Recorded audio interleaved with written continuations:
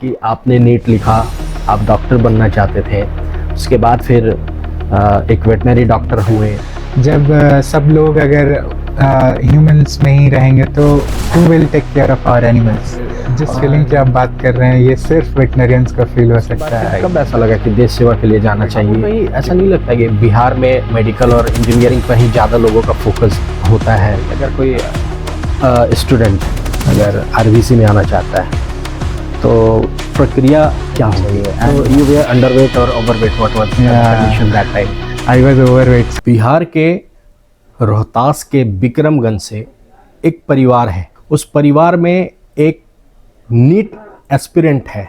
घर का माहौल ऐसा है कि पिताजी आईटीबीपी में है, मगर बच्चे को बनना है डॉक्टर। नीट का एग्ज़ाम देता है, रैंक कम आते हैं, मिलता है वेटनरी के फील्ड में आते हैं और पढ़ने के बाद एप्रॉन पहनने की जो जिज्ञासा है वो जागृत होती है, मगर किस्मत में वर्दी पहनना लिखा होता है। हाँ, ऐसा ही कुछ होता है डॉक्टर रूप नारायण के साथ। उन्होंने नीट लिखा और आए वेटनरी के फील्ड में। सोचा था कि वेटनरी डॉक्टर बनेंगे, मगर किस्मत में कुछ और ही लिखा था। किस्मत को, नियति को कुछ और ही मंजूर था वो चीज़ कि जो उसके पिता के नक्शे कदम पर वो भी चले। पिता इंडो तिब्बतियन बॉर्डर पुलिस में सब इंस्पेक्टर के पद पर कार्यरत, और बेटा के मन में बचपन से ही कहीं ना कहीं देश सेवा की भावना जग रही थी और नियति ने उसे वो चीज़ सौंप दिया। आज हमारे साथ इस बातचीत में खास मेहमान हैं बिहार पशु विज्ञान विश्वविद्यालय से आरवीसी में चयनित एकमात्र छात्र। जब से विश्वविद्यालय बनी है उसके बाद से ये पहले छात्र हैं जिन्हें इंडियन आर्मी में आरवीसी में जगह मिली। मेरा नाम है सत्या कुमार और आप देख रहे हैं बिहार पशु विज्ञान विश्वविद्यालय का ये यूट्यूब चैनल। और हमारे साथ आज बातचीत करने के लिए हैं कैप्टन रूप नारायण, जो बिहार पशु विज्ञान विश्वविद्यालय के पहले छात्र हैं जिनका चयन इंडियन आर्मी के रिमाउंट वेटनरी कॉर्प्स के लिए हुआ है। तो आइए इनसे बातचीत करते हैं और जानते हैं इस सिलेक्शन में और एप्रॉन से लेकर वर्दी तक के जो बीच का ट्रांजिशन पीरियड है उसमें क्या कुछ हुआ। रूप नारायण, बहुत बहुत स्वागत है आपका हमारे यूट्यूब चैनल पर और आपको ढेरों शुभकामनाएं, बधाई। आप चयनित हुए हैं as a captain Indian Army में, ये बहुत ही गर्व की बात है। डॉक्टर रूप नारायण, हम जानना चाहेंगे कि आपने नीट लिखा, आप डॉक्टर बनना चाहते थे, उसके बाद फिर एक वेटनरी डॉक्टर हुए, पीजी किया, उसके बाद फिर अब इंडियन आर्मी में कैप्टन। ये जर्नी कैसी रही और आपका अनुभव क्या रहा? सर, जर्नी तो आई फील कि अपने आप जर्नी अपना टर्न्स ले लेती है।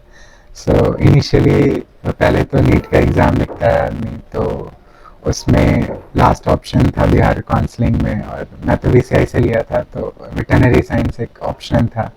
बट जब ये कॉलेज मुझे अलॉट हो गया और फिर जब मैं आ गया फर्स्ट ईयर में, then I did not look back. उसके बाद तो फिर ये मेरा चॉइस बन गया। सर, कभी ऐसा नहीं लगा कि बीच में और एक अटेम्प्ट देते हैं नीट का, ह्यूमन साइंस की ओर जाते हैं? नहीं सर, उसके बाद नहीं। मतलब मुझे लगा कि ये भी एक बहुत ही अच्छी साइंस है। जब सब लोग अगर ह्यूमंस में ही रहेंगे तो who will take care of our animals. और पैशन डेवलप हो गया था सर, कंपैशन एनिमल्स के प्रति डेवलप हो गया था। जो डॉग्स, मतलब वो बता भी नहीं सकते हैं कि उनको क्या हुआ है और आप उनका इलाज कर रहे हो, तो अपने आप में एक ये डिवाइन फीलिंग अपने अंदर। बिल्कुल, हमारे राष्ट्रपिता महात्मा गांधी ने भी ये बात कहा है कि एक देश की संवेदनशीलता उसी से समझ आती है कि वो किस प्रकार से अपने पशुओं की सेवा करते हैं और उनको किस प्रकार का प्यार देते हैं। तो वेटनरी के फील्ड में आना और डॉक्टर, एक ह्यूमन साइंस, जो ह्यूमन डॉक्टर्स हैं, ये दोनों जो चिकित्सा पद्धति है इसको आप किस तरह से देखते हैं? क्या समानताएं होती है, क्या उसमें डिफरेंसेस होती हैं? इस पर आप थोड़ा प्रकाश डालेंगे? सर, मेन डिफरेंस तो यही है कि हमारा पेशेंट वो अपना बीमारी बता ही नहीं सकता है। ओके। सो ये बहुत बड़ा डिफरेंस है सर। हम लोग को साइंस, जो भी विजिबल साइंस है किसी डिजीज़ की, तो उस साइंस को देख के उस डिजीज़ का ट्रीटमेंट करना होता है सर। तो और ह्यूमन डॉक्टर्स को properly they can get the science कि क्या उनको बीमारी है, वो हम लोग अपने से एक्सप्रेस कर लेते हैं। राइट। तो दोनों ही एक नोबल प्रोफेशन है। एज सच कोई कंपैरिजन तो मैं नहीं करना चाहूँगा। They are doing their work well, we must do our work well. So दोनों ही नोबल प्रोफेशंस हैं। एंड मैं बस यही यंगर सेल्फ को एडवाइस दूंगा कि नेवर कम, आप जब आप वेटनरी में इनरोल होते हो, कोई भी फर्स्ट ईयर स्टूडेंट्स को भी ये एडवाइस रहेगी कि just even if you have come with an option, make it a choice and definitely you will feel the difference. You may add more glory to this profession, you can contribute। हम इस profession में जितना आप कर सकते हैं, आपको खुद में एक डिवाइन फीलिंग देगा सर। जब आप जो एनिमल्स बोल भी नहीं सकते हैं, आप उनका इलाज करोगे, तो it is like giving cure to the voiceless. हाँ, एक बीमार पशु जो बिल्कुल सुषुप्त मुद्रा में है, और जब वो ठीक हो जाता है, द वे ही वेग हिज टेल्स एंड उनका जो मोमेंट होता है उस वक्त, वो उसकी उनकी खुशी समझ में आती है, तो वो बहुत ही सुकून और संतुष्टि देती है दिल को। जिस फीलिंग की आप बात कर रहे हैं, ये सिर्फ वेटनरियंस को फील हो सकता है। Right. That's why I said it's a really noble profession. आप इसमें आप वो काम करते हो कि जो कहीं भी कोई और नहीं कर सकता है आपके अलावा, क्योंकि आप ह्यूमंस में तो आयुर्वेदिक मेडिसिन है और भी चीज़ें हैं, लोग अपने से कुछ प्रॉब्लम सॉल्व कर लेते हैं, लेकिन एनिमल्स तो वो नहीं बताते हैं अपना प्रॉब्लम भी, आप उसको सॉल्व करते हो। तो सही में ये बहुत खुशी। डॉक्टर रूपनर, ये मैं जानना चाहूँगा कि आपने वेटनरी की पढ़ाई की, उसके बाद फिर कब ऐसा लगा कि देश सेवा के लिए जाना चाहिए? क्योंकि पिताजी भी ITBP में हैं, तो क्या बचपन से वो चीज़ था कि देश सेवा में कभी जाऊं, या फिर आपने फिर वेटनरी चूज़ किया? तो ये क्या कुछ हुआ, मन में क्या चला? जी सर, एक्चुअली बचपन से पापा को यूनिफॉर्म में देखा है, तो Right. वो कहीं ना कहीं रहता है कि वो uniform I wish I could, but वो after during my internship days only I started कि RVC के एप्लीकेशन आई थी। तो और मेडिकल फील्ड में जाना अपना खुद का चॉइस था, या पिताजी वगैरह कहे थे कि नहीं बिटवा मेडिकल में जाओ या ये करो? 10th, जब हम सर 10th में होते हैं, तो हम उस ये पे नहीं रहते हैं कि खुद के डिसीजन हाँ, no one is there to guide. और एग्जैक्टली। और सब कुछ तो पेरेंट्स और सोसाइटल की होता है। Right. If you are good at studies कि हाँ ये पढ़ने में अच्छा है, इसको साइंस लेना चाहिए, इसको चलो उस समय इंजीनियरिंग में जैसे कि सैचुरेशन काफ़ी आ चुका है, ओके। तो आप मेडिकल करो, you are really good student, you can do it. आपको कहीं ऐसा नहीं लगता कि बिहार में मेडिकल और इंजीनियरिंग पर ही ज़्यादा लोगों का फोकस होता है? हाँ, 10th के बाद तो सर वो फेज ऐसा है कि हर कोई मतलब या तो बायो साइड जाना है या तो मैथ साइड जाना है, एवरीवन इज। मगर ऑप्शंस काफ़ी हैं। यस सर, ऑप्शंस तो जैसे NDA करना भी एक ऑप्शन है। आप वहाँ से भी 12th पे आप सेना में आ सकते हो। तो ये बहुत सारे ऑप्शंस हैं जो कि कंसिडर करना चाहिए, किसी को भी अपना पैशन फॉलो करना चाहिए सर। तो RVC के बारे में आपको कैसे पता चला? मतलब कोई तो होगा जो आपको गाइड किया होगा RVC, या फिर वेटनरी के फील्ड में आने के बाद ही आपको पता चला कि ऐसा भी सेना में एक टुकड़ी होती है जो वेटनरी डॉक्टर्स के लिए होती है? हाँ एग्जैक्टली सर, यहाँ वेटनरी में एडमिशन लेने के बाद ही ये चीज़ें पता चली, जब मैं एक्सप्लोर कर रहा था कि क्या करियर ऑप्शंस हम वेटनरियंस के पास है। तो RVC का पता चला। फिर और भी सर जो पैरामिलिट्री फोर्सेस हैं उनके अंदर भी वेटनरी डॉक्टर का सर असिस्टेंट कमांडेंट रैंक पे पोस्ट है। ITBP, SSB, इन सब के अंदर पोस्ट हैं फॉर वेटनरियंस। ये एक सीनियर थे हमारे, तो उन्होंने अप्लाई करा था, वो कहीं ना कहीं रिजर्व लिस्ट में रह गए थे, तो उनसे भी पता चला। और फिर RVC का एप्लीकेशन सर अप्रैल में आया, तो फिर और ज़्यादा फिर मैं YouTube सर्च किया और फिर देखा, तो मुझे और काफ़ी इन्फॉर्मेशन तभी पता चला। RVC बेसिकली होता क्या है? आम लोगों को नहीं पता है कि रिमोट वेटनरी कॉर्प्स क्या होता है, वेटनरी का इंडियन आर्मी के अंदर उनका काम क्या होता है। इस पर थोड़ा सा आप बता पाएंगे? सर वेटनरी और रिमोट वेटनरी कॉप्स तो है, तो आप ये है क्लियर है कि हम जो है जो इंडियन आर्मी के साथ एनिमल्स हैं जो हमारा हेल्प करते हैं आर्मी के लॉजिस्टिक और ऑपरेशनल सपोर्ट्स में, जैसे कि डॉग्स हैं जो बहुत जगह पे स्निफर डॉग्स और बहुत ऑपरेशंस में काफ़ी यूज़फुल रोल प्ले करते हैं। फिर उसके बाद सर हमारा बीएसएफ के पास जो ऊँट्स हैं, कैमल, जो रेगिस्तान राजस्थान वाला एरिया जो पाकिस्तान बॉर्डर है वहाँ पे हेल्प करते हैं। फिर लेह लद्दाख में सर जो हाई टेरेन है जहाँ पे मतलब कहीं कहीं कनेक्टिविटी रोड्स और इससे इंश्योर नहीं है और नहीं था, तो वहाँ पे हमारे म्यूल्स सर काफ़ी अच्छा लॉजिस्टिक सपोर्ट में हेल्प करते हैं। तो हमारे जो सेना है, जो हमारे आर्मी फोर्सेस हैं, उनके पास जो एनिमल्स हैं, आप उनके ट्रीटमेंट करेंगे। ओके, तो ये आपको कब लगा कि आपको आरवीसी की ओर आना है? वो ट्रांजिशन पीरियड के बारे में बताइए कि एक एप्रॉन पहनते पहनते आप फिर वर्दी पहनने की ओर आप आ गए, वो कब हुआ, कब लगा?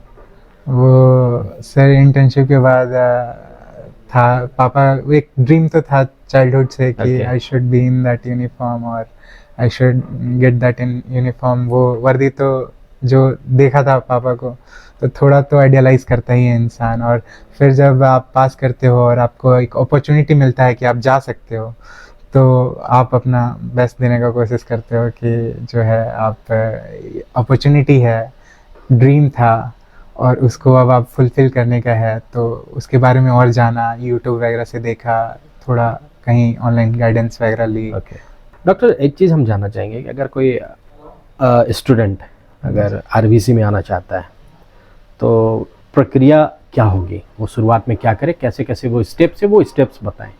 सर अगर मैं बात करूं एक 10वीं क्लास के स्टूडेंट के लिए, ठीक है, तो फिर उसे बायोलॉजी से लाइक नीट एग्ज़ाम में अपियर होके, ठीक है, और फिर उसके बाद आप यहाँ वेटनरी साइंसेस स्टडी करते हो। फिर ये 5.5 ईयर्स की डिग्री है, 4.5 ईयर आपका स्टडी है, 1 साल का इंटर्नशिप है, जो कंप्लीशन ऑफ इंटर्नशिप के साथ ही आप एलिजिबल हो जाते हो कि आप फॉर्म वगैरह अप्लाई कर सकते हो आरवीसी के लिए।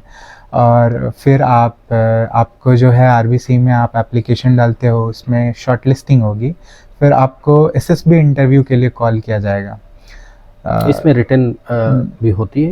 शॉर्ट लिस्टिंग होता है सर एसएसबी इंटरव्यू का। ओके, तो एसएसबी इंटरव्यू अपने आप में एक होलसम एग्जामिनेशन प्रोसेस है जो काफ़ी 5 डेज चलता है।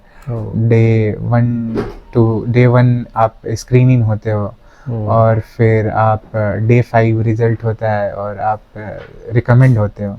फिर आपकी मेडिकल टेस्ट होती हैं, फिर फाइनल मेरिट लिस्ट आती है and then you get your joining letter. So ये प्रक्रिया इस तरह से।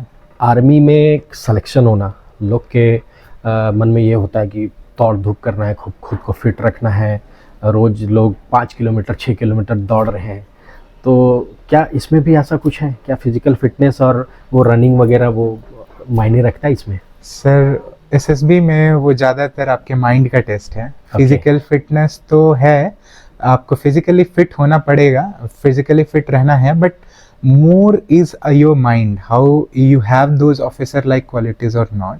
Okay. वो ये जज करते हैं। फिजिकल फिटनेस इम्पॉर्टेंट है, मैं ये नहीं कहता हूँ, but it is not that compulsory कि आप per day you have to be like physically fit, but वो ऑब्स्टिकल्स वगैरह पास आप इतना फिट रहो कि जो ऑब्स्टिकल्स हैं वो पास कर लो। 5 किलोमीटर दौड़ के ऐसा कुछ हमारा टेस्ट नहीं हुआ था।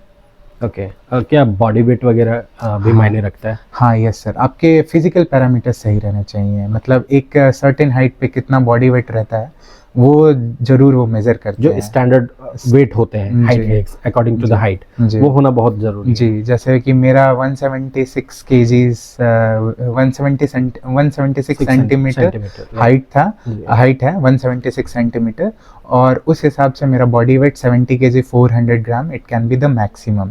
और लाइक मिनिमम 64 और 63 ऐसा कुछ था। ओके, सो आपका इस रेंज में ही बॉडी वेट फॉल करना चाहिए। तो you were underweight underweight or overweight? What was the Yeah. condition that time? I was overweight sir Okay. actually 10 kgs actually. Okay. So मुझे जब ये पता चला कि मैं रिकमेंड हो गया हूँ, सेलेक्ट हो गया हूँ, मेरी मेडिकल टेस्ट हो गई, तो I started. Then you were said to do that. हाँ यस सर. Okay. आप तो वहाँ पे तो इतना टाइम नहीं रहता है, मेडिकल लगातार 4-5 दिन में ख़त्म हो जाता है. Fine. फिर लेकिन आपको वो फिर अपील मेडिकल बोर्ड का चांस देते हैं, जिसमें कि आपको 42 डेज के अंदर ही आप का जो भी मेडिकल कंडीशन है, इफ़ आप क्योर कर सकते हो तो आप क्योर करके आप रिपोर्ट करोगे. तो मेरा ओवरवेट कंडीशन था सर, तो मैंने इन दिनों में ही, वो मेरे लिए काफ़ी चैलेंजिंग भी रहा है. मैं अराउंड 30 डेज में नियरली 10 केजीज मैं लॉस करके and I went back and for my medical and clear और इट. फाइनली आपका चयन हो गया. जी. ये तो चयन प्रक्रिया और तमाम आरबीसी के बारे में हमने जाना, हर कुछ जाना. वेटनरी का जो फील्ड है, जी. क्या आपको लगता है कि वेटनरी को लोग ऑप्शन देखते हैं, उसको चॉइस नहीं बना पा रहे हैं? इस पर आपका क्या मैसेज होगा लोगों को, यूथ्स को आप क्या मैसेज देना चाहिए? क्योंकि मुझे पता है, और जिस तरह से पूरे विश्व में अध्ययन चल रहा है, आने वाला समय वेटनरी के लिए बहुत ही डिमांडिंग होगा. इस पे काफ़ी पॉसिबिलिटीज़ है, क्योंकि जिस तरह से आपने कोविड देखा और तमाम तरह के जो वायरसेस आ रहे हैं, वायरस का जो म्यूटेंट्स है वो उस पर दिन प्रतिदिन बदलाव हो रहा है. एयरबॉर्न डिजीज़, जूनोटिक डिजीज़ जो एनिमल से ह्यूमंस को ट्रांसमिट हो सकते हैं, वो काफ़ी ज़्यादा उनके ग्राफ्स बढ़ रहे हैं.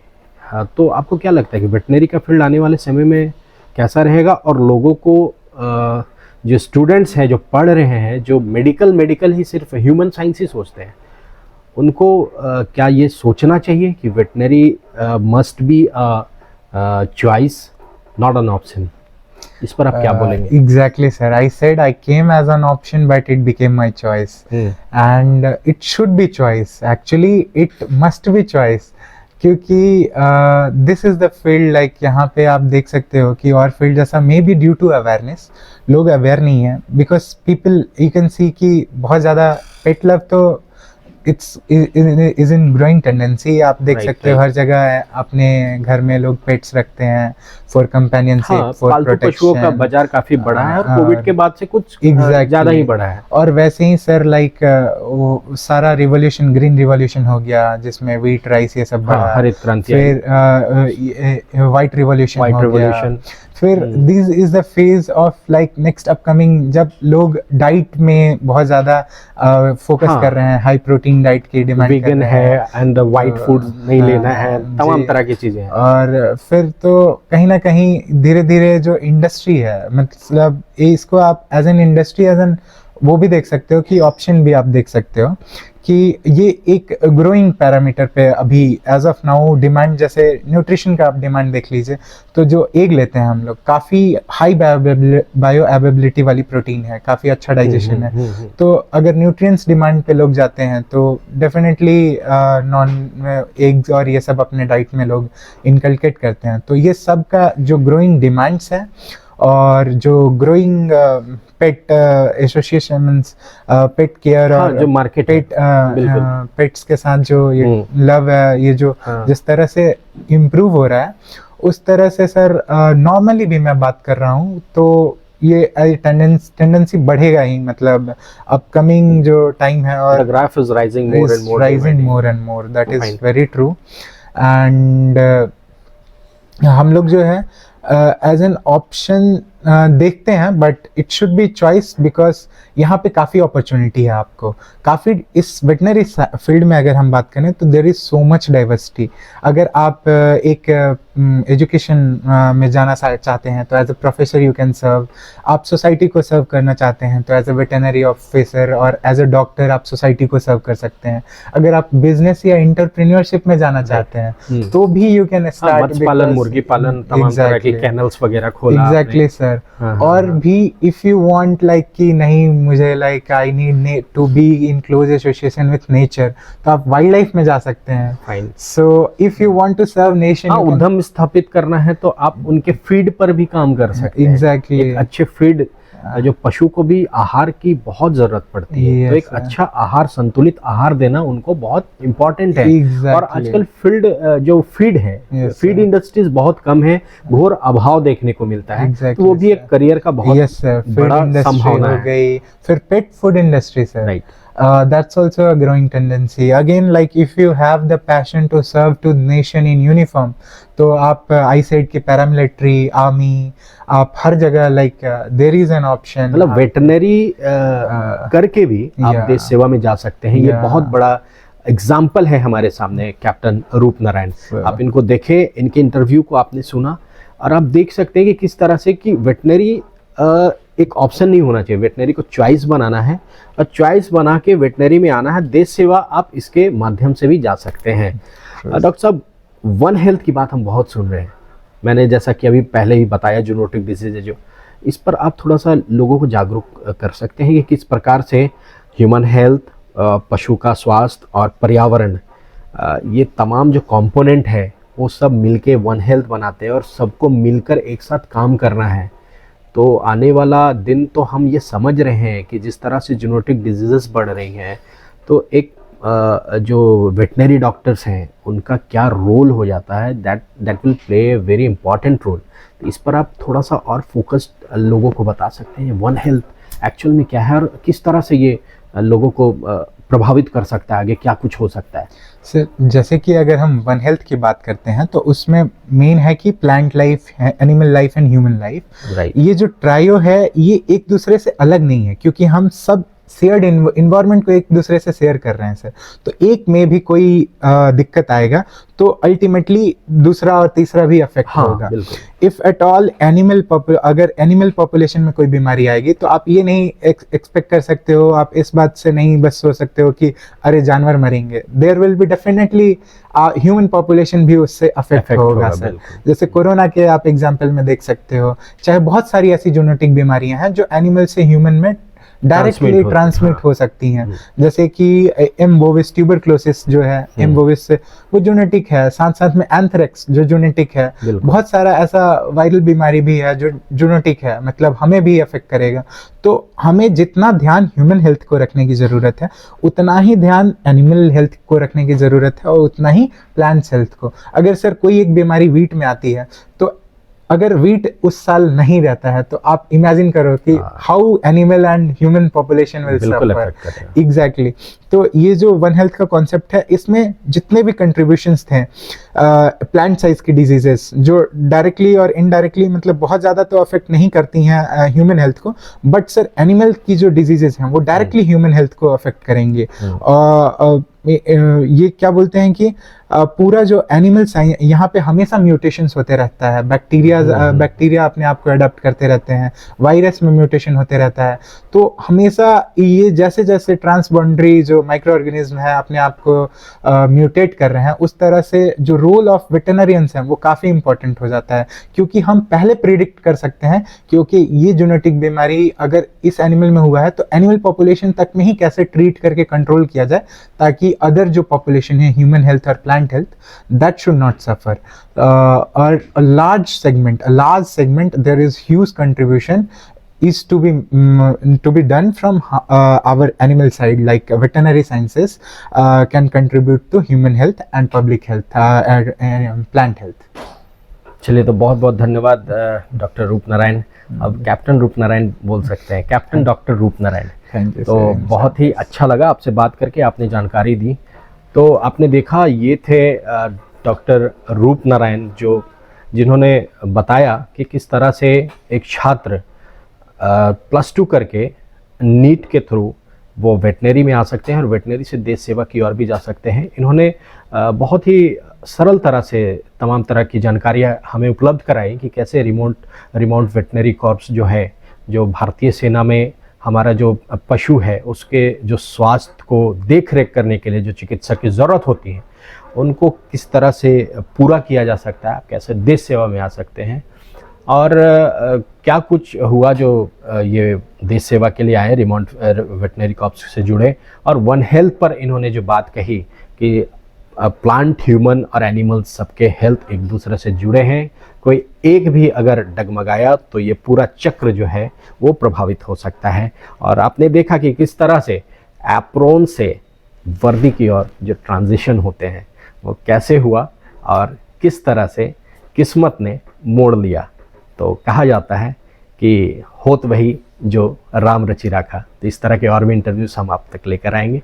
देखते रहिए और हमारे साथ बने रहिए। बिहार पशु विज्ञान विश्वविद्यालय के चैनल को लाइक करें, शेयर करें, सब्सक्राइब करें। बहुत बहुत धन्यवाद।